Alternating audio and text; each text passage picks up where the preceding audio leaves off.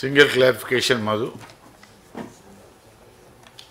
అధ్యక్ష, ముందుగా నూతన ముఖ్యమంత్రి గారికి వారి మంత్రివర్గ సహచరులకి శుభాకాంక్షలు తెలియజేస్తూ, ముఖ్యమంత్రి గారు మాట్లాడేటప్పుడు రైతు బీమా అట్లాగే పంటల బీమా రెండింటి ఉద్దేశము అంటే రైతు బీమా అనే ఉద్దేశాన్ని అంటే అండర్మైన్ చేసే విధంగా నా ఉద్దేశం అంటే ముఖ్యమంత్రి గారి క్లారిఫికేషన్ ఇవాళ వారు అనుకుంటున్నారా పంటల బీమా పథకం యొక్క ఉద్దేశము రైతు బీమా పథకం యొక్క ఉద్దేశం ఒకటే అని వారు భావిస్తున్నారా?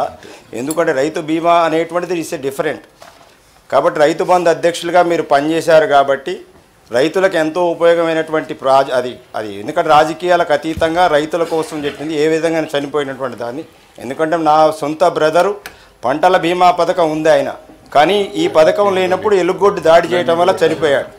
కాబట్టి అదే ఈ రోజున రైతు బంధు పథకం రైతు బీమా పథకం ఉంటే మా కజిన్ ఈరోజు బ్రతికుండేవాడు. అంటే అతనికి రైతు బీమా వచ్చి అతని కుటుంబం బాగుండేది. అదొకటి ముఖ్యమంత్రి గారి క్లారిఫికేషన్. ఇంకొకటి ఒక అబ్జెక్షన్ అధ్యక్ష, ముఖ్యమంత్రి గారు మాట్లాడేటప్పుడు రెండు పదాలు వాడారు. ఒక్క నిమిషం అధ్యక్ష, బానిస మనస్తత్వం అనేటువంటి పదాలు వాడారు.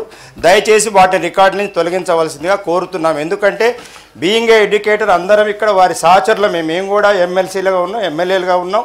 కాబట్టి ఇక్కడ ఎవరికెవరు బానిసలం కాదు, వీఆర్ ఆల్ ఎడ్యుకేటర్స్. మనందరం చదువుకున్నటువంటి వాళ్ళమే.